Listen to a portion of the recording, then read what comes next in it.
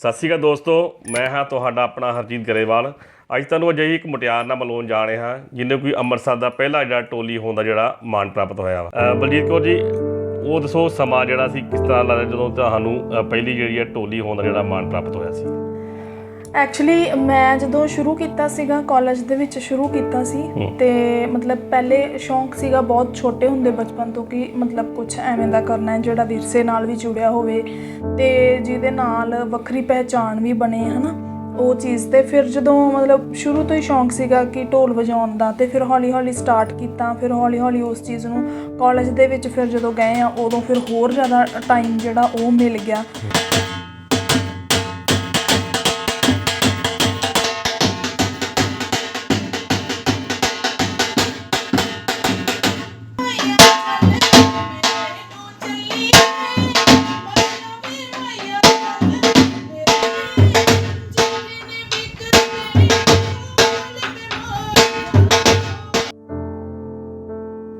ਬਲਜੀਤ ਜੀ, ਕਿੰਨੀ ਕੁ ਮੁਸ਼ਕਿਲ ਆਈਆਂ ਕਿਉਂਕਿ ਇੱਕ ਮੁਟਿਆਰ ਵਾਸਤੇ ਢੋਲ ਵਜਾਉਣਾ ਬੜਾ ਔਖੀ ਗੱਲ ਹੁੰਦੀ ਆ ਕਿ ਲੋਕ ਜਿਹੜੇ ਸਮਾਜ ਜਿਹੜੇ ਅਸੀਂ ਰਹਿੰਦੇ ਹਾਂ ਲੋਕ ਬੜੀ ਗੱਲਾਂ ਵੀ ਕਰਦੇ ਹੋਣਗੇ।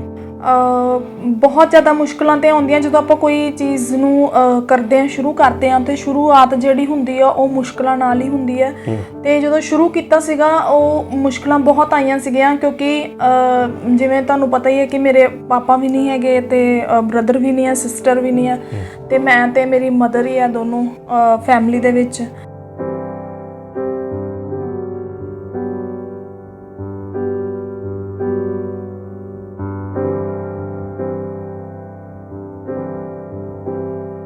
ਮਤਲਬ ਕਿਵੇਂ ਚੱਲਣਾ ਹੈ ਸਾਰਾ ਹਰ ਇੱਕ ਚੀਜ਼ A to Z ਜਿਹੜੀ ਮਤਲਬ ਕਿ ਖਾਣ ਦਾ ਪਹਿਨਣ ਦਾ ਸਾਰਾ ਰਹਿਣ ਸਹਿਣ ਸਭ ਕੁਛ ਜਿਹੜਾ ਡਿਪੈਂਡ ਹੋ ਗਿਆ ਸੀਗਾ। ਤੇ ਫਿਰ ਉਹ ਮਤਲਬ ਔਖਾ ਵੀ ਲੱਗਾ ਕਿਉਂਕਿ ਜਦੋਂ ਮੇਰੇ ਪਾਪਾ ਹੋਏ ਸੀਗੇ ਐਕਸਪਾਇਰ ਉਦੋਂ ਮੇਰੀ ਮਤਲਬ 10 ਦਿਨ ਬਾਅਦ ਮੇਰੀ ਪਰਫਾਰਮੈਂਸ ਸੀਗੀ ਯੂਨੀਵਰਸਿਟੀ ਤੇ ਸਾਡੇ ਕੁਝ ਮਤਲਬ ਐਵੇਂ ਦੇ ਰਿਸ਼ਤੇਦਾਰ ਵੀ ਸੀਗੇ ਕਿ ਜਿਹੜੇ ਕਹਿੰਦੇ ਸੀ ਕਿ ਮਤਲਬ ਪਿਓ ਨੂੰ ਮਰੇ ਹਜੇ 10 ਦਿਨ ਵੀ ਨਹੀਂ ਹੋਏ ਤੇ ਕੁੜੀ ਸਟੇਜਾਂ ਤੇ ਢੋਲ ਵਜਾਉਂਦੀ ਫਿਰਦੀ ਹੈ।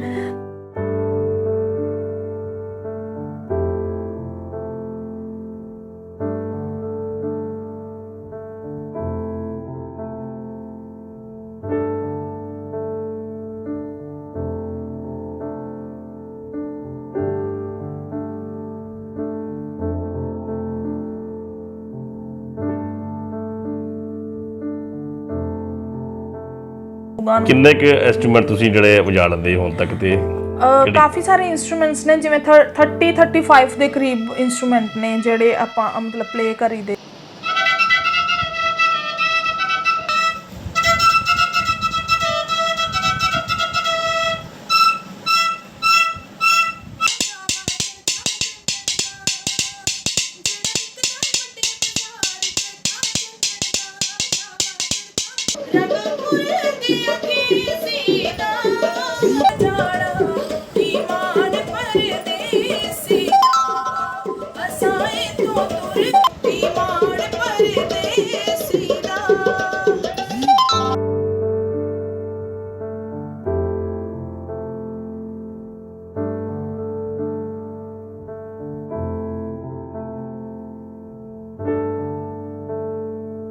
ਤੇ ਆਓ ਗੱਲਬਾਤ ਕਰਦੇ ਹਾਂ। ਸਾਡੇ ਨਾਲ ਬਲਜੀਤ ਕੌਰ ਸਾਡੇ ਨਾਲ ਗੱਲਬਾਤ ਕਰਨ ਨੂੰ ਤਿਆਰ ਨੇ।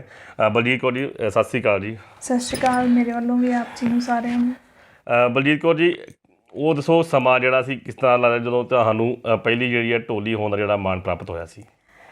ਐਕਚੁਅਲੀ ਮੈਂ ਜਦੋਂ ਸ਼ੁਰੂ ਕੀਤਾ ਸੀਗਾ ਕਾਲਜ ਦੇ ਵਿੱਚ ਸ਼ੁਰੂ ਕੀਤਾ ਸੀ ਤੇ ਮਤਲਬ ਪਹਿਲੇ ਸ਼ੌਂਕ ਸੀਗਾ ਬਹੁਤ ਛੋਟੇ ਹੁੰਦੇ ਬਚਪਨ ਤੋਂ ਕਿ ਮਤਲਬ ਕੁਝ ਐਵੇਂ ਦਾ ਕਰਨਾ ਹੈ ਜਿਹੜਾ ਵਿਰਸੇ ਨਾਲ ਵੀ ਜੁੜਿਆ ਹੋਵੇ ਤੇ ਜਿਹਦੇ ਨਾਲ ਵੱਖਰੀ ਪਹਿਚਾਣ ਵੀ ਬਣੇ ਹਨਾ ਉਹ ਚੀਜ਼। ਤੇ ਫਿਰ ਜਦੋਂ ਮਤਲਬ ਸ਼ੁਰੂ ਤੋਂ ਹੀ ਸ਼ੌਂਕ ਸੀਗਾ ਕਿ ਢੋਲ ਵਜਾਉਣ ਦਾ ਤੇ ਫਿਰ ਹੌਲੀ ਹੌਲੀ ਸਟਾਰਟ ਕੀਤਾ। ਫਿਰ ਹੌਲੀ ਹੌਲੀ ਉਸ ਚੀਜ਼ ਨੂੰ ਕਾਲਜ ਦੇ ਵਿੱਚ ਫਿਰ ਜਦੋਂ ਗਏ ਆ ਉਦੋਂ ਫਿਰ ਹੋਰ ਜ਼ਿਆਦਾ ਟਾਈਮ ਜਿਹੜਾ ਉਹ ਮਿਲ ਗਿਆ ਤੇ ਉਹ ਵਧੀਆ ਲੱਗਦਾ ਹੈ ਕਿਉਂਕਿ ਮੈਂ ਤੇ ਆਪਣਾ ਕੰਮ ਕੀਤਾ ਹੈ ਹਨਾ ਤੇ ਮਤਲਬ ਇਹ ਜਿਹੜਾ ਖਿਤਾਬ ਜਿਹੜਾ ਹੈ ਉਹ ਤੇ ਲੋਕਾਂ ਨੇ ਦਿੱਤਾ ਹੈ ਨਾ ਕਿ ਅੰਮ੍ਰਿਤਸਰ ਦੀ ਪਹਿਲੀ ਟੋਲੀ। ਤੇ ਸ਼ੁਰੂ ਕੀਤਾ ਸੀਗਾ ਮੈਂ ਕਾਲਜ ਦੇ ਮਤਲਬ ਟਾਈਮ ਦੇ ਫਸਟ ਜਿਹੜੀ ਆ ਸਟੇਜ ਤੇ ਮਤਲਬ ਪਰਫਾਰਮ ਕੀਤਾ ਸੀਗਾ ਉਹ 2009 ਦੇ ਵਿੱਚ ਕੀਤਾ ਸੀਗਾ ਤੇ ਉਸ ਤੋਂ ਬਾਅਦ ਹੁਣ ਤੱਕ ਪਰਫਾਰਮ ਹੀ ਕਰ ਰਹੇ ਆ। ਬਲਜੀਤ ਜੀ, ਕਿੰਨੀ ਕੁ ਮੁਸ਼ਕਿਲ ਆਈਆਂ ਕਿਉਂਕਿ ਇੱਕ ਮੁਟਿਆਰ ਵਾਸਤੇ ਢੋਲ ਵਜਾਉਣਾ ਬੜਾ ਔਖੀ ਗੱਲ ਹੁੰਦੀ ਆ ਕਿ ਲੋਕ ਜਿਹੜੇ ਸਮਾਜ ਜਿਹੜੇ ਅਸੀਂ ਰਹਿੰਦੇ ਹਾਂ ਲੋਕ ਬੜੀ ਗੱਲਾਂ ਵੀ ਕਰਦੇ ਹੋਣਗੇ, ਅਤੇ ਕਿਸ ਤਰ੍ਹਾਂ ਉਹ ਸਮਾਜ ਦਾ ਜਿਹੜਾ ਤੁਸੀਂ ਡਟ ਕੇ ਮੁਕਾਬਲਾ ਕੀਤਾ? ਬਹੁਤ ਜ਼ਿਆਦਾ ਮੁਸ਼ਕਿਲਾਂ ਤਾਂ ਆਉਂਦੀਆਂ ਜਦੋਂ ਆਪਾਂ ਕੋਈ ਚੀਜ਼ ਨੂੰ ਕਰਦੇ ਹਾਂ, ਸ਼ੁਰੂ ਕਰਦੇ ਹਾਂ, ਅਤੇ ਸ਼ੁਰੂਆਤ ਜਿਹੜੀ ਹੁੰਦੀ ਆ ਉਹ ਮੁਸ਼ਕਿਲਾਂ ਨਾਲ ਹੀ ਹੁੰਦੀ ਹੈ। ਅਤੇ ਜਦੋਂ ਸ਼ੁਰੂ ਕੀਤਾ ਸੀਗਾ ਉਹ ਮੁਸ਼ਕਿਲਾਂ ਬਹੁਤ ਆਈਆਂ ਸੀਗੀਆਂ, ਕਿਉਂਕਿ ਜਿਵੇਂ ਤੁਹਾਨੂੰ ਪਤਾ ਹੀ ਹੈ ਕਿ ਮੇਰੇ ਪਾਪਾ ਵੀ ਨਹੀਂ ਹੈਗੇ ਅਤੇ ਬ੍ਰਦਰ ਵੀ ਨਹੀਂ ਹੈ, ਸਿਸਟਰ ਵੀ ਨਹੀਂ ਹੈ, ਅਤੇ ਮੈਂ ਅਤੇ ਮੇਰੀ ਮਦਰ ਹੀ ਹੈ ਦੋਨੋਂ ਫੈਮਿਲੀ ਦੇ ਵਿੱਚ। ਅਤੇ ਉਸ ਤੋਂ ਬਾਅਦ ਫਿਰ ਕਿ ਇੱਕ ਫੈਮਿਲੀ ਦੀ ਜਿਹੜੀ ਰਿਸਪੋਂਸੀਬਿਲਿਟੀ ਹੁੰਦੀ ਹੈ, ਸਾਰਾ ਮਤਲਬ ਕਿਵੇਂ ਚੱਲਣਾ ਹੈ, ਸਾਰਾ ਹਰ ਇੱਕ ਚੀਜ਼ A to Z ਜਿਹੜੀ ਮਤਲਬ ਕਿ ਖਾਣ ਦਾ, ਪਹਿਨਣ ਦਾ, ਸਾਰਾ ਰਹਿਣ ਸਹਿਣ ਸਭ ਕੁਛ ਜਿਹੜਾ ਡਿਪੈਂਡ ਹੋ ਗਿਆ ਸੀਗਾ। ਅਤੇ ਫਿਰ ਉਹ ਮਤਲਬ ਔਖਾ ਵੀ ਲੱਗਾ, ਕਿਉਂਕਿ ਜਦੋਂ ਮੇਰੇ ਪਾਪਾ ਹੋਏ ਸੀਗੇ ਐਕਸਪਾਇਰ, ਉਦੋਂ ਮੇਰੀ ਮਤਲਬ 10 ਦਿਨ ਬਾਅਦ ਮੇਰੀ ਪਰਫੋਰਮੈਂਸ ਸੀਗੀ ਯੂਨੀਵਰਸਿਟੀ। ਅਤੇ ਸਾਡੇ ਕੁਝ ਕੁ ਮਤਲਬ ਐਵੇਂ ਦੇ ਰਿਸ਼ਤੇਦਾਰ ਵੀ ਸੀਗੇ ਕਿ ਜਿਹੜੇ ਕਹਿੰਦੇ ਸੀ ਕਿ ਮਤਲਬ ਪਿਓ ਨੂੰ ਮਰੇ ਹਜੇ 10 ਦਿਨ ਵੀ ਨਹੀਂ ਹੋਏ ਅਤੇ ਕੁੜੀ ਸਟੇਜਾਂ 'ਤੇ ਢੋਲ ਵਜਾਉਂਦੀ ਫਿਰਦੀ ਹੈ। ਅਤੇ ਇਹ ਜਿਹੜੀਆਂ ਚੀਜ਼ਾਂ, ਇਹ ਗੱਲਾਂ ਜਿਹੜੀਆਂ ਹੁੰਦੀਆਂ ਹੈ, ਇਹ ਮਤਲਬ ਇੱਕ ਦਿਲ ਨੂੰ ਝੰਜੋੜਨ ਵਾਲੀਆਂ ਤਾਂ ਜ਼ਰੂਰ ਹੁੰਦੀਆਂ ਹੈ, ਪਰ ਜੇ ਆਪਾਂ ਉਹਨਾਂ ਚੀਜ਼ਾਂ ਦੇ ਵਿੱਚ ਹੀ ਰਵਾਂਗੇ ਤਾਂ ਫਿਰ ਅੱਗੇ ਨਹੀਂ ਵੱਧ ਸਕਦੇ। ਸੋ ਇਹਨਾਂ ਮੁਸ਼ਕਿਲਾਂ ਜਦੋਂ ਬੰਦੇ ਨੂੰ ਇੱਕ ਮਤਲਬ ਉਹ ਮੰਜ਼ਿਲ ਤੱਕ ਉਹ ਪਹੁੰਚਣਾ ਜਿਹੜਾ ਉਹਦਾ ਕਰੀਬ ਲੱਗਦੀ ਹੈ ਨਾ ਕਿ ਮੇਰੇ ਮੰਜ਼ਿਲ ਕਰੀਬ ਆ, ਫਿਰ ਉਹਨੂੰ ਉਹ ਮੁਸ਼ਕਿਲਾਂ ਸਾਰੀਆਂ ਭੁੱਲ ਜਾਂਦੀਆਂ ਹੈ। ਬਲਜੀਤ ਜੀ, ਉਸ ਸਮਾਂ ਕੀ ਸੀ ਜਦੋਂ ਤੁਹਾਡੇ ਪਿਤਾ ਦੇ ਜਾਣ ਤੋਂ ਬਾਅਦ ਘਰ ਦਾ ਮਾਹੌਲ ਕਿਸ ਤਰ੍ਹਾਂ ਦਾ ਸੀ? ਕਿਸ ਤਰ੍ਹਾਂ ਜਿਹੜਾ ਤੁਸੀਂ ਆਪਣਾ ਜਿਹੜਾ ਸੰਘਰਸ਼ ਕਰਕੇ ਆਪਣੀ ਪੜ੍ਹਾਈ ਦੇ ਨਾਲ ਨਾਲ ਜਿਹੜਾ ਤੁਸੀਂ ਇਹ ਜਿਹੜਾ ਮੁਕਾਮ ਹੈ ਹਾਸਲ ਕੀਤਾ? ਬਹੁਤ ਔਖਾ ਸਮਾਂ ਸੀਗਾ, ਕਿਉਂਕਿ ਜਦੋਂ ਕੋਈ ਇੱਕ ਸਡਨਲੀ ਕੋਈ ਚੀਜ਼ ਹੋ ਜਾਂਦੀ ਹੈ, ਹੈ ਨਾ, ਬੰਦਾ ਸ਼ੌਕ ਦੇ ਵਿੱਚ ਚਲ ਜਾਂਦਾ ਵੀ ਅੱਗੋਂ ਹੁਣ ਸ਼ੁਰੂ ਕਿਵੇਂ ਕਰਨਾ ਹੈ, ਰਹਿਣਾ ਕਿਵੇਂ ਹੈ, ਖਾਣਾ ਕਿਵੇਂ ਹੈ, ਪੀਣਾ ਕਿਵੇਂ ਹੈ, ਮਤਲਬ ਪਹਿਨਣ ਦਾ, ਘਰ ਦਾ ਖਰਚਾ, ਹਰ ਇੱਕ ਚੀਜ਼। ਅਤੇ ਬਹੁਤ ਕੰਮ ਜਿਹੜੇ ਕੀਤੇ ਨੇ, ਮੈਂ ਖੁਦ ਸੂਟਾਂ 'ਤੇ ਕਢਾਈ ਵੀ ਕੀਤੀ, ਮੇਰੇ ਮੰਮੀ ਘਰ 'ਚ ਮਤਲਬ ਕੰਮ ਵੀ ਕਰਦੇ ਰਹੇ ਆ, ਹੈ ਨਾ। ਅਤੇ ਮਤਲਬ ਬਹੁਤ ਔਖਾ ਜਿਹੜਾ ਟਾਈਮ ਸੀਗਾ ਉਹ ਕੱਢਿਆ ਹੈ। ਬਾਕੀ ਇਹ ਆ ਕਿ ਕਹਿੰਦੇ ਕਿ ਜਦੋਂ ਸ਼ੁਰੂਆਤ ਆਪਾਂ ਕਰਦੇ ਹਾਂ ਨਾ, ਕੋਈ ਚੰਗਾ ਸੋਚ ਕੇ ਕਰਦੇ ਹਾਂ ਅਤੇ ਮਿਹਨਤ ਕਰਦੇ ਹਾਂ, ਅਤੇ ਕਿਤੇ ਨਾ ਕਿਤੇ ਪਰਮਾਤਮਾ ਉਸ ਮਿਹਨਤ ਦਾ ਫਲ ਜ਼ਰੂਰ ਮੋੜਦਾ ਹੈ। ਸੋ ਇਹੀ ਜਿਹੜੀ ਚੀਜ਼ ਆ ਉਹ ਹੁਣ ਮਤਲਬ ਨਜ਼ਰ ਆ ਰਹੀ ਆ ਵੀ ਹਾਂ, ਹੁਣ ਲੋਕ ਜਾਣਨ ਲੱਗ ਗਏ ਨੇ, ਲੋਕ ਪਹਿਚਾਨਣ ਲੱਗ ਗਏ ਨੇ। ਸੋ ਵਧੀਆ ਲੱਗਦਾ ਹੈ ਸਾਰਾ ਕੁਛ। ਬਲਜੀਤ ਜੀ, ਉਹ ਸਮਾਂ ਕਿਸ ਤਰ੍ਹਾਂ ਦਾ ਸੀ ਜਦੋਂ ਤੁਹਾਡੇ ਸਮਾਂ ਮਾੜਾ ਆਇਆ ਅਤੇ ਜਿਹੜੇ ਆਪਣੇ ਜਿਹੜੇ ਭੈਣ ਭਰਾ ਸੀ, ਰਿਸ਼ਤੇਦਾਰ ਸੀ, ਉਹਨਾਂ ਨੇ ਵੀ ਤੁਹਾਡੇ ਤੋਂ ਜਿਹੜਾ ਮੁੱਖ ਮੋੜ ਲਿਆ ਸੀ? ਵੇਖੋ, ਕਹਿੰਦੇ ਕਿ ਜਦੋਂ ਕੋਈ ਮਾੜਾ ਟਾਈਮ ਆਉਂਦਾ ਹੈ ਉਦੋਂ ਮਤਲਬ ਬੰਦੇ ਦੀ ਪਹਿਚਾਣ ਕਰਾ ਜਾਂਦਾ ਹੈ ਉਹ, ਹੈ ਨਾ। ਅਤੇ ਕਾਫੀ ਲੋਕ ਜਿਹੜੇ ਰਿਸ਼ਤੇਦਾਰ ਸੀਗੇ ਉਹ ਮਤਲਬ ਪਹਿਲੇ ਸਾਰੇ ਬੋਲਦੇ ਸੀਗੇ, ਫਿਰ ਬਾਅਦ 'ਚੋਂ ਦੀ ਹੌਲੀ ਹੌਲੀ ਸਾਰਿਆਂ ਨੇ ਸਾਥ ਛੱਡ ਦਿੱਤਾ। ਅਤੇ ਪਤਾ ਨਹੀਂ ਕਿਉਂ ਉਹਨਾਂ ਦੇ ਮਨ 'ਚ ਕੀ ਆਇਆ ਕਿ ਕੀ ਨਹੀਂ, ਕਿਉਂਕਿ ਪਹਿਲੇ ਜਿਹੜਾ ਟਾਈਮ ਹੁੰਦਾ ਸੀਗਾ ਨਾ, ਉਦੋਂ ਲੋਕਾਂ ਦੇ ਦਿਲ 'ਚ ਪਿਆਰ ਹੁੰਦਾ ਸੀਗਾ। ਉਹ ਮਾੜੇ ਟਾਈਮ 'ਤੇ ਇੱਕ ਆਪਣੇ ਪਰਿਵਾਰ ਦੀ ਜਾਂ ਰਿਸ਼ਤੇਦਾਰ ਦੀ ਜਾਂ ਭੈਣ ਭਰਾ ਦੀ ਬਾਂਹ ਫੜਦੇ ਸੀਗੇ, ਪਰ ਅੱਜ ਕੱਲ੍ਹ ਉਲਟ ਹੋ ਗਿਆ ਹੈ। ਅੱਜ ਕੱਲ੍ਹ ਜਦੋਂ ਵੇਖਿਆ ਕਿ ਹਾਂ ਇਹਨਾਂ ਦੇ ਮਾੜਾ ਸਮਾਂ ਆ ਗਿਆ ਜੀ, ਉਹਨਾਂ ਨੂੰ ਛੱਡ ਦਿੰਦੇ ਆ। ਪਰ ਇਹ ਚੀਜ਼ ਨਹੀਂ ਹੋਣੀ ਚਾਹੀਦੀ, ਕਿਉਂਕਿ ਜੇ ਆਪਾਂ ਹੀ ਇੱਕ ਦੂਜੇ ਨਾਲ ਇਸ ਤਰ੍ਹਾਂ ਨਹੀਂ ਕਰਾਂਗੇ ਤੇ ਫਿਰ ਅੱਗੋਂ ਆਉਣ ਵਾਲੀ ਜਨਰੇਸ਼ਨ ਨੂੰ ਆਪਾਂ ਕੀ ਪਿਆਰ ਤੇ ਉਹਦੇ ਨਹੀਂ ਦੱਸ ਸਕਦੇ ਉਸ ਬਾਰੇ। ਬਲਜੀਤ ਜੀ, ਜੋ ਸਮਾਂ ਮਾੜਾ ਆਇਆ ਸੀ ਉਸ ਵਕਤ ਜਿਹੜੇ ਸੀ ਸਾਡੇ ਰਿਸ਼ਤੇਦਾਰ ਜਾਂ ਤੁਹਾਡੇ ਜਿਹੜੇ ਭੈਣ ਭਰਾ ਸਭ ਨੇ ਸਾਥ ਛੱਡਤਾ। ਅੱਜ ਬਲਜੀਤ ਕੌਰ ਦੀ ਇੱਕ ਪਛਾਣ ਬਣ ਗਈ ਆ, ਸਾਰੀ ਦੁਨੀਆ ਚੰਗੀ ਤਰ੍ਹਾਂ ਬਲਜੀਤ ਕੌਰ ਨੂੰ ਪਛਾਣਦੇ, ਲੋਕ ਜਾਣਦੇ ਨੇ, ਕਹਿ ਸਕਦੇ ਇੱਕ ਸੈਲੀਬ੍ਰਿਟੀ ਬਣ ਗਈ ਹੈ ਬਲਜੀਤ। ਅਤੇ ਜਿੱਥੇ ਵੀ ਜਾਂਦੇ ਲੋਕ ਪਿਆਰ ਕਰਦੇ ਨੇ, ਇੱਜ਼ਤ ਮਾਣ ਕਰਦੇ ਨੇ। ਅਤੇ ਹੁਣ ਜਿਹੜੇ ਉਹ ਭੈਣ ਭਾਈ ਜਿਹੜੇ ਰਿਸ਼ਤੇਦਾਰ ਜਿਹੜੇ ਕਿਸੇ ਵਕਤ ਮੂੰਹ ਮੋੜ ਗਏ ਸੀ, ਮੁੱਖ ਮੋੜ ਗਏ ਸੀ, ਅਤੇ ਉਹ ਹੁਣ ਕਿਸ ਤਰ੍ਹਾਂ ਮਿਲਦੇ ਨੇ ਅਤੇ ਕੀ ਕਹਿੰਦੇ ਨੇ? ਪਹਿਲੇ ਸਾਰੇ ਮਤਲਬ ਜਿਵੇਂ ਤੁਹਾਨੂੰ ਪਤਾ ਹੀ ਹੈ ਕਿ ਪਹਿਲੇ ਕੋਈ ਵੀ ਨਹੀਂ ਸੀ ਮਤਲਬ ਮਿਲਦਾ ਹੁੰਦਾ, ਸਾਰੇ ਪਿੱਛੇ ਹਟ ਗਏ ਸੀਗੇ। ਹੁਣ ਜਦੋਂ ਮਿਲਦੇ ਆ ਫਿਰ ਉਹ ਜਦੋਂ ਮਤਲਬ ਵੇਖਦੇ ਆ ਨਾ ਕਿ ਨਿਊਜ਼ ਦੇ ਵਿੱਚ ਆ ਰਿਹਾ ਵਾ ਜਾਂ ਇਹਨਾਂ ਦਾ ਨਾਮ ਹੋ ਰਿਹਾ ਹੈ ਜਾਂ ਇਹਦਾ ਕੰਮ ਜਿਹੜਾ ਲੋਕ ਪਸੰਦ ਕਰਦੇ ਨੇ ਜਾਂ ਇਹ ਮਤਲਬ ਇਸ ਤਰ੍ਹਾਂ ਅੱਗੇ ਜਾ ਰਹੀ ਹੈ, ਅਤੇ ਫਿਰ ਉਹ ਆਪੇ ਆਉਣ ਲੱਗ ਗਏ ਨੇ, ਮਤਲਬ ਪਹਿਲਾਂ ਵਾਂਗ ਮਿਲਣ ਵਰਤਣ ਲੱਗ ਗਏ ਨੇ। ਫਿਰ ਉਹ ਲੋਕਾਂ ਨੂੰ ਦੱਸਦੇ ਨੇ ਕਿ ਇਹ ਸਾਡੇ ਮਤਲਬ ਇਹ ਰਿਸ਼ਤੇਦਾਰ ਆ, ਇਹ ਉਹ ਆ, ਹੈ ਨਾ। ਤੇ ਉਹ ਫਿਰ ਮਤਲਬ ਆਪਣੇ ਆਪ ਦੱਸਦੇ ਨੇ ਖੁਦ ਕਿ ਮਤਲਬ ਹੁਣ ਅਸੀਂ ਦੱਸਦੇ ਆ ਕਿ ਜਦੋਂ ਦੱਸਣ ਦਾ ਟਾਈਮ ਸੀਗਾ ਉਦੋਂ ਨਹੀਂ ਸੀ ਦੱਸਣਾ। ਇਹ ਵੀ ਕਹਿ ਸਕਦੇ ਬਲਜੀਤ ਜਦੋਂ ਸਮਾਂ ਮਾੜਾ ਸੀ ਉਹ ਰਿਸ਼ਤੇਦਾਰਾਂ ਨੇ ਸਾਫ਼ ਕਹਿ ਦਿੱਤੇ ਵੀ ਕੋਰੀ ਨਾ ਕਰ ਦਿੱਤੀ ਸੀ ਵੀ ਸਾਡੀ ਬਲਜੀਤ ਰਿਸ਼ਤੇਦਾਰ ਲੱਗਦੀ ਆ। ਅੱਜ ਸਮਾਂ ਚੰਗਾ ਹੈ ਤੇ ਹਜੇ ਹਰ ਕੋਈ ਕਹਿੰਦਾ ਵੀ ਬਲਜੀਤ ਸਾਡੀ ਰਿਸ਼ਤੇਦਾਰ ਆ, ਸਾਡੀ ਰਿਲੇਟਿਵ ਆ ਜੀ। ਇਹ ਗੱਲ ਸੱਚ ਹੈ ਤਾਂ? ਹਾਂਜੀ ਬਿਲਕੁਲ ਬਿਲਕੁਲ, ਕਿਉਂਕਿ ਜਦੋਂ ਜਿਹੜਾ ਮਾੜਾ ਸਮਾਂ ਹੁੰਦਾ ਨਾ ਉਦੋਂ ਬੰਦੇ ਦਾ ਪਤਾ ਲੱਗ ਜਾਂਦਾ ਵੀ ਕਿਹੜਾ ਆਪਣਾ ਹੈ ਤੇ ਕਿਹੜਾ ਪਰਾਇਆ ਹੈ, ਹਨਾ। ਕਿਉਂਕਿ ਜਦੋਂ ਮਾੜਾ ਸਮਾਂ ਬੰਦੇ ਨਾਲ ਪਹਿਚਾਣ ਕਰਵਾ ਦਿੰਦਾ ਹੈ। ਉਹ ਬਿਲਕੁਲ ਸੱਚ ਹੋਇਆ, ਕਿਉਂਕਿ ਪਹਿਲੇ ਕੋਈ ਵੀ ਨਹੀਂ ਸੀ ਕੋਲ ਆਉਂਦਾ ਹੁੰਦਾ। ਹੁਣ ਸਾਰੇ ਹੀ ਜਿੰਨੇ ਵੀ ਮਤਲਬ ਹੈਗੇ ਨੇ ਰਿਸ਼ਤੇਦਾਰ ਸਾਰੇ ਹੀ ਆਉਂਦੇ ਨੇ, ਮਤਲਬ ਕਿ ਮਿਲਣ ਵੀ ਆਉਂਦੇ ਨੇ ਕਈ। ਮਤਲਬ ਜਿਹੜੇ ਲੋਕ ਪਸੰਦ ਕਰਦੇ ਨੇ ਉਹ ਫਿਰ ਜਦੋਂ ਮਿਲਦੇ ਨੇ ਆ ਕੇ ਤੇ ਫਿਰ ਉਹਨਾਂ ਨੂੰ ਵਧੀਆ ਲੱਗਦਾ ਹੈ ਤੇ ਉਹ ਵੀ ਫਿਰ ਕਹਿੰਦੇ ਨੇ ਕਿ ਇਹ ਸਾਡੇ ਰਿਸ਼ਤੇਦਾਰ ਆ ਜਾਂ ਇਹ ਐਵੇਂ ਆ। ਬਲਜੀਤ, ਤੁਹਾਡੇ ਫੈਮਿਲੀ 'ਚ ਜਾਂ ਤੁਹਾਡੇ ਖਾਨਦਾਨ 'ਚ ਕਦੀ ਕਿਸੇ ਨੇ ਇੱਕ ਮੁਟਿਆਰ ਨੇ ਕਹਿ ਸਕਦੇ ਵੀ ਢੋਲ ਵਜਾ ਕੇ ਕਦੀ ਨਹੀਂ ਸੀ ਕੀਤਾ, ਸਟੇਜਾਂ 'ਤੇ ਅੱਜ ਤੁਹਾਨੂੰ ਤੁਹਾਡੇ ਰਿਸ਼ਤੇਦਾਰ ਵੇਖਦੇ ਨੇ, ਕਿੰਨਾ ਕੁ ਫਖਰ ਮਹਿਸੂਸ ਕਰਦੇ ਨੇ? ਲੋਕ ਕਹਿੰਦੇ ਨੇ ਵੀ ਸਾਡੀ ਇਹ ਜਿਹੜੀ ਹੈ ਰਿਸ਼ਤੇਦਾਰ ਸਾਡੀ ਧੀ ਲੱਗਦੀ ਹੈ। ਜਿਵੇਂ ਮੈਂ ਪਹਿਲੇ ਵੀ ਦੱਸਿਆ ਕਿ ਪਹਿਲੇ ਲੋਕ ਨੇ ਮਤਲਬ ਰਿਸ਼ਤੇਦਾਰ ਤੇ ਕੀ ਆਪਣੇ ਘਰ ਦੇ ਹੀ ਨਹੀਂ ਮਤਲਬ ਕਰਦੇ ਸੀਗੇ, ਹਨਾ। ਫੈਮਿਲੀ ਦੇ ਵਿੱਚ ਕਿਤੇ ਵੀ ਚਾਚੇ ਤਾਏ ਜਾਂ ਕੋਈ ਵੀ ਨਹੀਂ ਸੀਗਾ ਕਿ ਮਤਲਬ ਕਿ ਇਹੋ ਜਿਹੀ ਫੀਲਡ ਦੇ ਵਿੱਚ। ਤੇ ਪਹਿਲੇ ਕੋਈ ਵੀ ਨਹੀਂ ਪਸੰਦ ਕਰਦਾ, ਕਿਉਂਕਿ ਉਹਨਾਂ ਨੂੰ ਲੱਗਦਾ ਸੀ ਕਿ ਇਹ ਐਵੇਂ ਟਾਈਮ ਵੇਸਟ ਕਰਦੀ ਹੈ, ਹਨਾ। ਵੀ ਇਹ ਕੋਈ ਕੰਮ ਥੋੜ੍ਹੀ ਨਾ ਹੈਗਾ ਹੈ ਕਿ ਮਤਲਬ ਇਹੋ ਜਿਹਾ ਕੋਈ, ਹਨਾ। ਤੇ ਫਿਰ ਜਦੋਂ ਹੁਣ ਹੌਲੀ ਹੌਲੀ ਪਤਾ ਲੱਗਦਾ ਹੈ, ਮਤਲਬ ਜਿਵੇਂ ਅਸੀਂ ਇਵੈਂਟ ਕਰਦੇ ਹਾਂ, ਬੱਚੇ ਮਤਲਬ ਜੁੜੇ ਨੇ ਮੈਂ ਘਰੇ ਬੱਚੇ ਆਉਂਦੇ ਨੇ ਮੇਰੇ ਕੋਲ, ਮੈਂ ਉਹਨਾਂ ਨੂੰ ਫ੍ਰੀ ਸਿਖਾਉਂਦੀ ਹਾਂ, ਹਨਾ। ਫ੍ਰੀ ਉਹਨਾਂ ਦੀ ਡਰੈਸ, ਆਪਾਂ ਇੱਕ ਥੀਮ ਰੱਖਿਆ ਹੋਇਆ ਹੈ, ਉਹ ਵੀ ਸਾਰੀ ਮਤਲਬ ਮੈਂ ਆਪਣੇ ਕੋਲੋਂ ਦਿੰਦੀ ਹਾਂ ਉਹਨਾਂ ਨੂੰ। ਤੇ ਫਿਰ ਆਪਾਂ ਇਵੈਂਟਸ ਕਰਦੇ ਹਾਂ, ਜਿਵੇਂ ਵਧੀਆ ਆਪਾਂ ਆਪਣੇ ਲੋਕ ਸਾਜ਼ਾਂ ਨੂੰ ਲੋਕ ਵਿਰਸੇ ਨੂੰ ਪ੍ਰਮੋਟ ਵੀ ਕਰ ਰਹੇ ਹਾਂ ਵੀ ਸਾਡੇ ਜਿਹੜੇ ਲੋਕ ਸਾਜ਼ ਨੇ। ਤੇ ਉਹਨਾਂ ਨੂੰ ਫਿਰ ਜਦੋਂ ਮਤਲਬ ਉਹ ਵੇਖਦੇ ਨੇ ਐਵੇਂ ਕਿਤੇ ਵੀ ਵੀਡੀਓ ਦੇ ਵਿੱਚ ਜਾਂ ਕਿਤੇ ਟੀਵੀ ਤੇ ਉਹਨਾਂ ਨੂੰ ਵਧੀਆ ਲੱਗਦਾ ਹੈ। ਉਹ ਮਤਲਬ ਫਿਰ ਉਹਨਾਂ ਨੂੰ ਚਾਅ ਚੜ੍ਹਦਾ ਹੈ ਤੇ ਫਿਰ ਉਹ ਮਤਲਬ ਬੜਾ ਮਾਣ ਜਿਹਾ ਮਹਿਸੂਸ ਕਰਦੇ ਨੇ। ਫਿਰ ਦੱਸਦੇ ਨੇ ਸਾਰਿਆਂ ਨੂੰ ਕਿ ਹਾਂ ਇਹ ਸਾਡੀ ਮਤਲਬ ਭਤੀਜੀ ਹੈ, ਸਾਡੀ ਭਣੇਵੀਂ ਹੈ, ਸਾਡੀ ਮਤਲਬ ਸਾਡੇ ਰਿਸ਼ਤੇਦਾਰ ਸਾਡੇ ਖਾਨਦਾਨ 'ਚੋਂ ਆ। ਬਸ ਹਾਂਜੀ। ਤੇ ਗੱਲ ਕਰੀਏ ਬਲਜੀਤ, ਜਦੋਂ ਸਮਾਂ ਮਾੜਾ ਸੀ, ਜਦ ਤੁਹਾਡੇ ਜਿਹਦੇ ਪਿਤਾ ਜੀ ਦੀ ਡੈਥ ਹੋ ਗਈ, ਉਹਨਾਂ ਦੇ ਜਾਣ ਤੋਂ ਬਾਅਦ ਤੁਹਾਡੀ ਮਾਤਾ ਜੀ ਤੁਸੀਂ ਇਕੱਲੇ ਰਹਿ ਗਏ ਤੇ ਬਹੁਤ ਮਾੜੇ ਸਮੇਂ 'ਚ ਤੁਸੀਂ ਜਿਹੜਾ ਦੌਰ 'ਚੋਂ ਨਿਕਲ ਕੇ ਆਏ ਜੀ। ਅੱਜ ਇੱਕ ਪਛਾਣ ਬਣਾ ਲਈ, ਅੱਜ ਤੁਹਾਡੀ ਇੱਕ ਪਛਾਣ ਬਣ ਗਈ ਹੈ ਜਿਹੜੀ ਸਮਾਜ ਵਿੱਚ। ਤੇ ਇਹ ਦੱਸੋ, ਤੁਸੀਂ ਸਰਵਣ ਪੁੱਤ ਬਣ ਕੇ ਜਿਹੜਾ ਆਪਣੇ ਮਾਂ ਦੀ ਜਿਹੜੀ ਸੇਵਾ ਕਰ ਰਹੇ ਹੋ, ਅੱਗੇ ਆਏ ਹੋ, ਤੇ ਇਹਦੇ ਬਾਰੇ ਤੁਹਾਡਾ ਕੀ ਕਹਿਣਾ ਹੈ? ਐਕਚੁਅਲੀ ਮੈਂ ਜਦੋਂ ਸ਼ੁਰੂ ਕੀਤਾ ਸੀਗਾ ਨਾ, ਉਦੋਂ ਤੇ ਮਤਲਬ ਕਾਲਜ ਦੇ ਵਿੱਚ ਫਸਟ ਟਾਈਮ ਤੁਹਾਨੂੰ ਦੱਸਿਆ ਸਟੇਜ 'ਤੇ ਜਦੋਂ ਆਈ ਸੀਗੀ, ਉਹ ਫਸਟ ਟਾਈਮ ਕਾਲਜ 'ਚ ਮਤਲਬ ਹੋਇਆ ਸੀਗਾ। ਫਿਰ ਉਸ ਤੋਂ ਬਾਅਦ ਉੱਥੋਂ ਹੌਲੀ ਹੌਲੀ ਸ਼ੁਰੂਆਤ ਹੋਈ।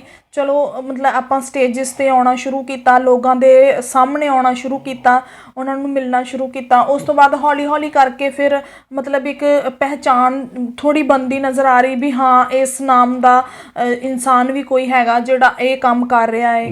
ਫਿਰ ਹੌਲੀ ਹੌਲੀ ਕਰਕੇ ਕਾਲਜਿਸ ਦੇ ਸਕੂਲਸ ਦੇ ਵਿੱਚ ਬੱਚਿਆਂ ਨੂੰ ਸਿਖਾਉਣਾ ਸ਼ੁਰੂ ਕੀਤਾ, ਗਿੱਧਾ ਸਿਖਾਉਣਾ ਸ਼ੁਰੂ ਕੀਤਾ, ਫੋਕ ਆਰਕੈਸਟਰਾ ਜਿਹੜਾ ਇਹੀ ਆਪਣਾ ਲੋਕ ਸਾਜ਼ ਨੇ ਪੰਜਾਬ ਦੇ।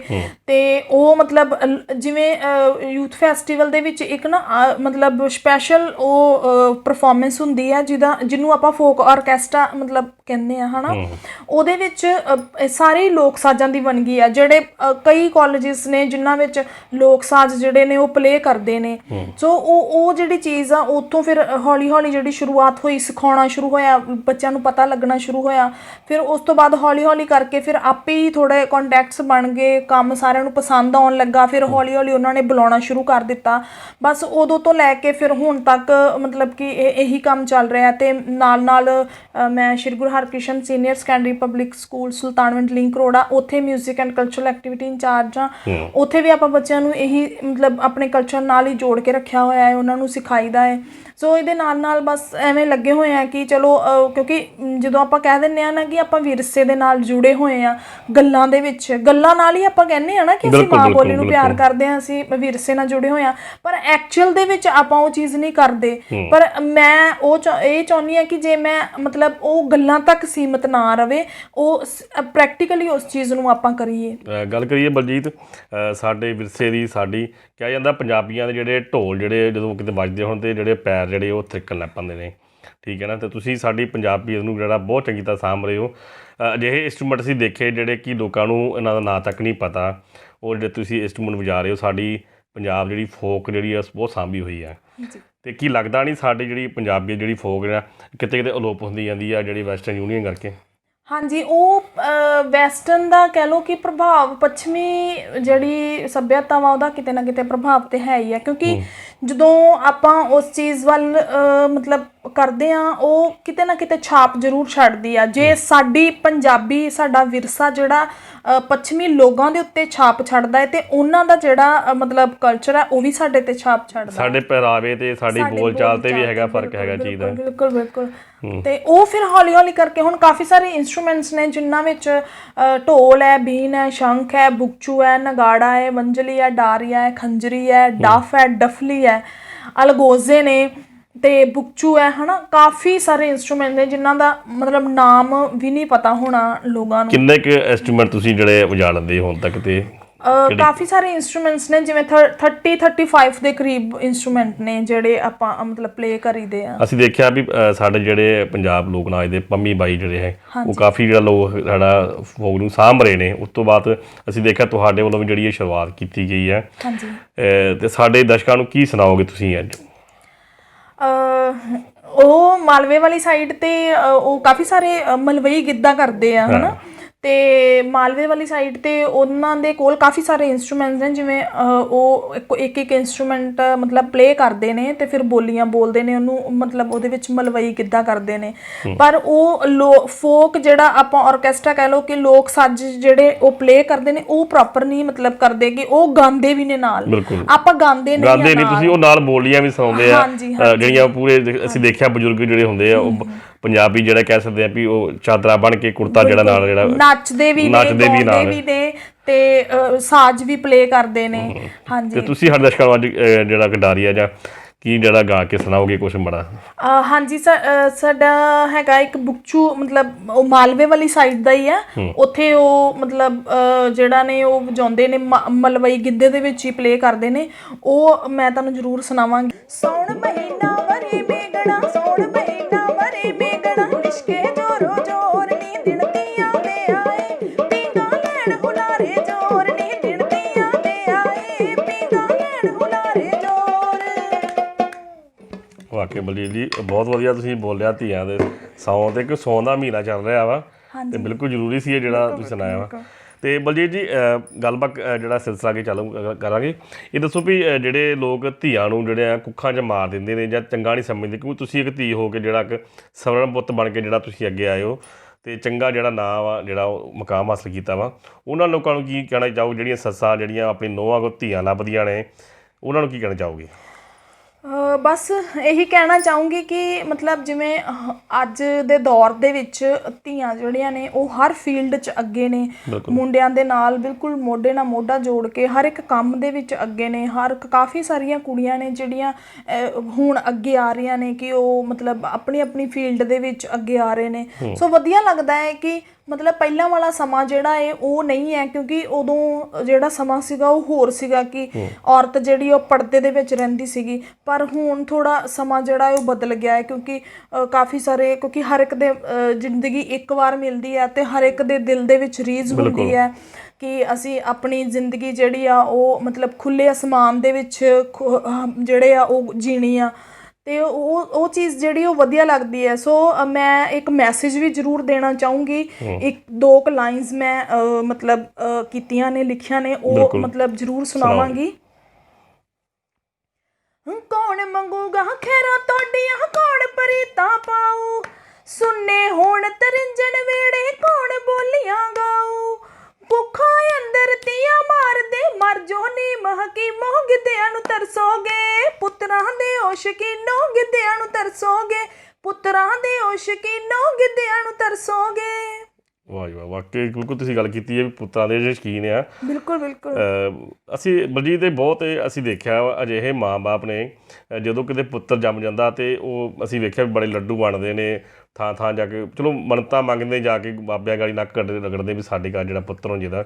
ਪਰ ਅਸੀਂ ਉਹ ਹਾਲਾਤ ਦੇਖੇ ਨੇ ਜਦੋਂ ਬਜ਼ੁਰਗ ਹੋ ਜਾਂਦੇ ਮਾਂ ਬਾਪ, ਉਹਨਾਂ ਦੀ ਸੇਵਾ ਦੀ ਵਾਰੀ ਆਉਂਦੀ ਆ ਤੇ ਉਦੋਂ ਅਸੀਂ ਕਹਿ ਸਕਦੇ ਹਾਂ ਵੀ ਉਹ ਪੁੱਤਰ ਜਿਹੜੇ ਹੁੰਦੇ ਨੇ, ਜਿਹਨਾਂ ਨੂੰ ਲੱਡੂ ਜਿਹੜੇ ਵੰਡੇ ਹੁੰਦੇ ਨੇ ਜਾਂ ਰੱਬ ਕੋਲ ਨੱਕ ਗੋਡੇ ਕਰਕੇ ਮੰਗਿਆ ਹੁੰਦਾ ਵਾ, ਉਹ ਪੁੱਤਰ ਕੱਢ ਦਿੰਦੇ ਆ ਆਪਣੀ ਘਰ ਦੀਆਂ ਮਗਰ ਲੱਗ ਕੇ। ਜਾਂ ਤੇ ਉਸ ਟਾਈਮ ਦੇ ਮਾਂ-ਬਾਪ ਦਾ ਕੀ ਹਾਲਾਤ ਹੁੰਦੇ ਸੀ ਦੇਖਿਆ, ਉਹਦੇ ਬਾਰੇ ਤੁਹਾਡਾ ਕੀ ਕਹਿਣਾ ਹੈ? ਬਿਲਕੁਲ ਤੁਸੀਂ ਠੀਕ ਹੈ, ਕਿਉਂਕਿ ਜਿਹੜਾ ਦੌਰ ਚੱਲ ਰਿਹਾ, ਜੇ ਆਪਾਂ ਪੁੱਤਰ ਹੀ ਪੁੱਤਰ ਮੰਗੀ ਜਾਵਾਂਗੇ ਤੇ ਫਿਰ ਉਹਨਾਂ ਲਈ ਮਤਲਬ ਕੁੜੀਆਂ ਜਿਹੜੀਆਂ ਜਿਵੇਂ ਨੂੰਹਾਂ ਕਹਿ ਲਓ, ਹੈ ਨਾ, ਉਹ ਕਿੱਥੋਂ ਲਿਆਵਾਂਗੇ। ਬਿਲਕੁਲ। ਫਿਰ ਆਪਾਂ ਆਪਣੇ ਜਿਹੜਾ ਵਿਰਸੇ ਨੂੰ ਕਿਵੇਂ ਸਾਂਭਾਂਗੇ, ਕਿਉਂਕਿ ਗਿੱਧੇ ਕਿਵੇਂ ਪੈਣਗੇ, ਹੈ ਨਾ, ਕੋਈ ਵੀ ਚੀਜ਼, ਫੁਲਕਾਰੀਆਂ ਕੱਢਦੀਆਂ ਨੇ, ਕਿੰਨੇ ਕੰਮ ਫਿਰ ਰੱਖੜੀ ਕੌਣ ਬਣੂਗਾ ਵੀਰਾਂ ਨੂੰ, ਬੰਨੇਗਾ ਵੀਰਾਂ ਨੂੰ। ਬਸ ਇਹੀ ਚੀਜ਼ ਹੈ ਕਿ ਜੇ ਆਪਾਂ ਹਰ ਇੱਕ ਚੀਜ਼ ਜ਼ਰੂਰੀ ਆ, ਠੀਕ ਆ, ਜੇ ਉਹ ਮਤਲਬ ਇਹ ਵੀ ਨਹੀਂ ਹੈ ਕਿ ਆਪਾਂ ਉਸ ਚੀਜ਼ ਨੂੰ ਸਪੈਸ਼ਲੀ ਜਾ ਕੇ ਮੰਨਤਾਂ ਮੰਗੀਏ ਵੀ ਸਾਨੂੰ ਆਹੀ ਚੀਜ਼ ਮਤਲਬ ਮਿਲਣੀ ਚਾਹੀਦੀ ਹੈ, ਇਹ ਨਹੀਂ ਹੈ। ਤੇ ਪਰਮਾਤਮਾ ਦੀ ਦੇਣ ਆ, ਠੀਕ ਆ, ਹਰ ਇੱਕ ਚੀਜ਼ ਨੂੰ ਸਿਰ ਮੱਥੇ ਲੈਣਾ ਚਾਹੀਦਾ ਹੈ, ਕਿਉਂਕਿ ਜੇ ਧੀ ਹੋਵੇ ਜਾਂ ਪੁੱਤਰ ਹੋਵੇ, ਜਿਹੜਾ ਮਤਲਬ ਪਿਆਰ ਆ ਉਹ ਦੋਵੇਂ ਬਰਾਬਰ ਕਰਨਾ ਚਾਹੀਦਾ ਹੈ। ਕਿਉਂਕਿ ਜਿਹੜੇ ਪੁੱਤਰ ਨੇ ਉਹ ਕਿਤੇ ਵੇਖਿਆ ਹੈ ਕਿ ਮਤਲਬ ਕੋਈ ਪਤਾ ਨਹੀਂ ਕਿਉਂ ਐਵੇਂ ਉਹਨਾਂ ਦੀ ਸੋਚ ਬਣੀ ਹੈ, ਲੋਕ ਸੋਚ ਮਾੜੀ ਹੈਗੀ ਕਹਿ ਸਕਦੇ ਆ, ਜਿਵੇਂ ਆਪਣੇ ਪੇਰੈਂਟਸ ਨੂੰ ਸਾਂਭਦੇ ਨਹੀਂ ਆ। ਪਰ ਕਈ ਐਵੇਂ ਦੇ ਹੈਗੇ ਨੇ ਜਿਹੜੇ ਬਹੁਤ ਪਿਆਰ ਵੀ ਕਰਦੇ ਨੇ, ਪਰ ਇਹ ਚੀਜ਼ ਹੋਣੀ ਚਾਹੀਦੀ ਹੈ, ਕਿਉਂਕਿ ਜੇ ਮਾਂ-ਬਾਪ ਨੇ ਇੰਨੇ ਰੀਝਾਂ ਦੇ ਨਾਲ ਪਾਲਿਆ ਹੁੰਦਾ ਹੈ ਤੇ ਫਿਰ ਬੱਚਿਆਂ ਨੂੰ ਵੀ ਇੰਨੀ ਹੀ ਰੀਝਾਂ ਦੇ ਨਾਲ ਜਿਹੜਾ ਵਾ ਉਹ ਮਾਂ-ਬਾਪ ਨੂੰ ਸਾਂਭਣਾ ਚਾਹੀਦਾ। ਮੈਂ ਬਲਜੀਤ ਅਜਿਹੇ ਮਾਂ-ਬਾਪ ਦੇਖੇ ਨੇ ਜਿਨ੍ਹਾਂ ਨੇ ਕਹਿ ਸਕਦੇ ਵੀ 3 ਪੁੱਤਰ ਹੋਣ ਦੇ ਬਾਵਜੂਦ ਵੀ ਉਹ ਜਿਹੜੇ ਬਜ਼ੁਰਗ ਮਾਂ-ਬਾਪ ਆ, ਉਹ ਕਹਿ ਸਕਦੇ ਵੀ 80-80 ਸਾਲ ਦੀ ਉਮਰ 'ਚ ਜਿਹੜਾ ਕੰਮ ਕਰਕੇ ਆਪਣਾ ਪੇਟ ਪਾਲਦੇ ਹੋ। ਜੇ ਉਹਨਾਂ ਨਾਲ ਗੱਲਬਾਤ ਕੀਤੀ ਜਾਂਦੀ ਹੈ ਤੇ ਉਹ ਦੱਸਦੇ ਆ ਵੀ ਸਾਡੇ ਜਿਹੜੇ ਬੇਟੇ ਆ, ਬੱਚੇ ਆ, ਉਹ ਸਾਨੂੰ ਕਹਿੰਦੇ ਵੀ ਤੁਸੀਂ ਆਪਾਂ ਜਿਹੜਾ ਵਾ ਰੋਜੀ ਰੋਟੀ ਆਪ ਕਮਾਓ ਤੇ ਆਪ ਖਾਓ। ਮਤਲਬ ਕਹਿ ਸਕਦੇ ਵੀ ਇੰਨਾ ਦੁੱਖ ਹੁੰਦਾ, ਸਾਰੀ ਉਮਰ ਜਿਹੜੇ ਆ ਮਾਂ-ਬਾਪ 4-4 ਬੱਚਿਆਂ ਨੂੰ ਪਾਲਦੇ, ਜਦੋਂ ਉਹਨਾਂ ਦੀ ਵਾਰੀ ਆਉਂਦੀ ਹੈ ਮਾਂ-ਬਾਪ ਦੀ ਸੇਵਾ ਕਰਾਉਣ ਦੀ, ਅਤੇ ਉਹ ਬੱਚੇ ਜਿਹੜੇ ਬੇਟੇ ਕਿਉਂ ਉਹਨਾਂ ਨੂੰ ਨਕਾਰ ਦਿੰਦੇ ਨੇ। ਅਤੇ ਉਸ ਵਕਤ ਜਿਹੜੇ ਆ ਜਦੋਂ ਉਹਨਾਂ ਨੂੰ ਪੁੱਛਿਆ ਜਾਂਦਾ ਤਾਂ ਉਹਨਾਂ ਦਾ ਇਹ ਕਹਿਣਾ ਹੁੰਦਾ ਵੀ ਮਾਂ-ਬਾਪ ਦਾ ਵੀ ਜੇਕਰ ਸਾਡੀਆਂ ਧੀਆਂ ਹੁੰਦੀਆਂ ਤੇ ਸਾਨੂੰ ਸਾਂਭਦੀਆਂ, ਸਾਨੂੰ ਸਾਂਭਦੀ। ਇਹ ਗੱਲ ਸੱਚ ਹੈ? ਬਿਲਕੁਲ ਸੱਚ ਹੈ, ਕਿਉਂਕਿ ਕਹਿੰਦੇ ਕਿ ਜਿਹੜੀ ਧੀ ਹੁੰਦੀ ਹੈ ਨਾ, ਉਹ ਮਾਂ-ਬਾਪ ਦੇ ਬਿਲਕੁਲ ਜ਼ਿਆਦਾ ਕਰੀਬ ਹੁੰਦੀ ਹੈ, ਕਿਉਂਕਿ ਉਹਨੂੰ ਕਿਸੇ ਚੀਜ਼ ਦੀ ਕੋਈ ਮਤਲਬ ਹੁੰਦਾ ਨਹੀਂ ਹੈ ਕਿ ਮੈਨੂੰ ਆਹ ਚੀਜ਼ ਚਾਹੀਦੀ ਹੈ ਜਾਂ ਮੈਨੂੰ ਡਿਮਾਂਡ ਨਹੀਂ ਕਰਦੇ ਕੋਈ। ਹਾਂ ਬਿਲਕੁਲ, ਉਹ ਉਹਨਾਂ ਦਾ ਪਿਆਰ ਜਿਹੜਾ ਉਹ ਬਿਲਕੁਲ ਜਿਹੜਾ ਹੁੰਦਾ ਹੈ ਉਹ ਬਿਲਕੁਲ ਪ੍ਰੋਪਰ ਵਧੀਆ ਤਰੀਕੇ ਨਾਲ, ਉਹਨਾਂ ਨੂੰ ਕੋਈ ਇਹ ਨਹੀਂ ਹੁੰਦਾ ਕਿ ਜਾਂ ਅਸੀਂ ਕੋਈ ਚੀਜ਼ ਲੈ ਕੇ ਜਾਂ ਅਸੀਂ ਲੈਣੀ ਆ ਤੇ ਅਸੀਂ ਪਿਆਰ ਕਰਨਾ ਹੈ, ਹੈ ਨਾ, ਉਹ ਚੀਜ਼ ਬਿਲਕੁਲ ਨਹੀਂ ਹੁੰਦੀ। ਪਰ ਪਤਾ ਨਹੀਂ ਕਿਉਂ ਉਹ ਚੀਜ਼ ਹਜੇ ਵੀ ਲੋਕਾਂ ਦੇ ਮਨ 'ਚ ਬਣੀ ਆ ਵੀ ਜਿਹੜੀਆਂ ਨੂੰਹਾਂ ਆਉਂਦੀਆਂ ਨੇ ਉਹ ਉਹਨਾਂ ਕਰਕੇ ਮਤਲਬ ਜਿਹੜੇ ਮੁੰਡੇ ਨੇ ਜਾਂ ਹੈ ਨਾ, ਉਹ ਆਪਣੇ ਪੇਰੈਂਟਸ ਨੂੰ ਜਿਹੜੇ ਆ ਬਾਹਰ ਕੱਢਦੇ ਨੇ। ਪਰ ਇਹ ਚੀਜ਼ ਨਹੀਂ ਹੈਗੀ, ਕਿਉਂਕਿ ਕੋਈ ਵੀ ਬੰਦਾ ਐਵੇਂ ਦਾ ਨਹੀਂ ਹੁੰਦਾ ਜਿਹੜਾ ਆਪਣੇ ਮਾਂ-ਬਾਪ ਨੂੰ ਪਿਆਰ ਕਰਦਾ ਤੇ ਕਿਸੇ ਇੱਕ ਪਰਸਨ ਦੇ ਆਉਣ ਨਾਲ ਉਹ ਉਹਨੂੰ ਬਾਹਰ ਕੱਢਦੇ। ਜੇ ਉਹਦੇ ਦਿਲ 'ਚ ਪਿਆਰ ਆ ਤੇ ਕੀ ਗੱਲ ਉਹ ਉਹਨਾਂ ਨੂੰ ਨਾਲ ਨਹੀਂ ਰੱਖ ਸਕਦਾ? ਉਹਦੇ ਕਹਿਣ ਤੇ ਹੀ ਕਿਉਂ ਕੱਢੇਗਾ ਉਹਨਾਂ ਨੂੰ? ਕਿਉਂ 2 ਫੁਲਕੇ ਜਿਹੜੇ ਨੇ ਉਹ ਮਾਂ-ਬਾਪ ਵਾਸਤੇ ਜਿਹੜਾ ਭਾਰੀ ਪੈ ਜਾਂਦੇ ਨੇ। ਬਿਲਕੁਲ ਬਿਲਕੁਲ ਇਹੀ ਚੀਜ਼ ਹੈ, ਪਰ ਇਹ ਚੀਜ਼ ਬਿਲਕੁਲ ਨਹੀਂ ਹੋਣੀ ਚਾਹੀਦੀ, ਕਿਉਂਕਿ ਜੇ ਆਪਾਂ ਉਹ ਧੀਆਂ ਜਿਹੜੀਆਂ, ਕਿਉਂਕਿ ਜਿਹਨਾਂ ਦੇ ਘਰ ਧੀਆਂ ਹੁੰਦੀਆਂ ਨੇ ਉਹਨਾਂ ਨੂੰ ਬਿਲਕੁਲ ਪਤਾ ਹੁੰਦਾ ਹੈ ਹਰ ਇੱਕ ਚੀਜ਼ ਦਾ, ਹਰ ਇੱਕ ਸੁੱਖ ਦੁੱਖ ਦਾ, ਕਿ ਉਹਨਾਂ ਨੇ ਮਤਲਬ ਕਿਵੇਂ ਕਰਨਾ ਹੈ, ਕਿਵੇਂ ਮਿਲਣਾ ਵਰਤਣਾ ਹੈ, ਕਿਵੇਂ ਵਿਚਰਨਾ ਹੈ। ਫਿਰ ਉਹ ਇਸ ਚੀਜ਼ ਨੂੰ ਬਿਲਕੁਲ ਨਹੀਂ ਕਰਦੇ ਵੀ ਬਹੁਤ। ਔਰ ਧੀਆਂ ਜਿਹੜੀਆਂ ਸਭ ਤੋਂ ਜ਼ਿਆਦਾ ਕਰੀਬ ਹੁੰਦੀਆਂ ਮਾਂ-ਬਾਪ ਦੇ। ਠੀਕ ਹੈ, ਬਹੁਤ ਬਹੁਤ ਧੰਨਵਾਦ ਜੀ। ਇਸੇ ਸਾਡੇ ਨਾਲ ਗੱਲਬਾਤ ਕੀਤੀ ਬਲਜੀਤ ਕੌਰ, ਜਿਹੜੀ ਕਿ ਅੰਮ੍ਰਿਤਸਰ ਦੀ ਜਿਹੜੀ ਕਹਿ ਸਕਦੇ ਆ ਪਹਿਲੀ ਜਿਹੜੀ ਢੋਲੀ ਜਿਹੜੀ ਆ ਮੁਟਿਆਰ ਹੋਣ ਦਾ ਜਿਹਨੂੰ ਮਾਣ ਪ੍ਰਾਪਤ ਹੋਇਆ ਵਾ, ਅਤੇ ਨਾਲ ਹੀ ਜਿਹੜੀ ਕਹਿ ਸਕਦੇ ਵੀ ਸਰਵਣ ਪੁੱਤ ਬਣ ਕੇ ਜਿਹੜੀ ਆ ਉਹ ਆਪਣੀ ਜਿਹੜੀ ਮਾਂ ਦੀ ਜਿਹੜੀ ਸੇਵਾ ਕਰ ਰਹੀ ਹੈ। ਅਤੇ ਇਹ ਸੀ ਸਾਡੀ ਜਿਹੜੀ ਕੋਸ਼ਿਸ਼, ਇੱਕ ਜਿਹੜੀ ਤੁਹਾਡੀ ਗਾੜੀ ਅਸੀਂ ਪੇਸ਼ ਕੀਤੀ ਹੈ। ਸ਼ਾਇਦ ਉਮੀਦ ਕਰਦੇ ਹਾਂ ਵੀ ਤੁਹਾਨੂੰ ਜਿਹੜੀ ਇਹ ਕੋਸ਼ਿਸ਼ ਸਾਡੀ ਜਿਹੜੀ ਆ ਬਹੁਤ ਵਧੀਆ ਲੱਗੀ ਹੋਊਗੀ। ਅੰਮ੍ਰਿਤਸਰ ਤੋਂ ਹਰਜੀਤ ਗਰੇਵਾਲ ਦੀ ਖਾਸ ਰਿਪੋਰਟ।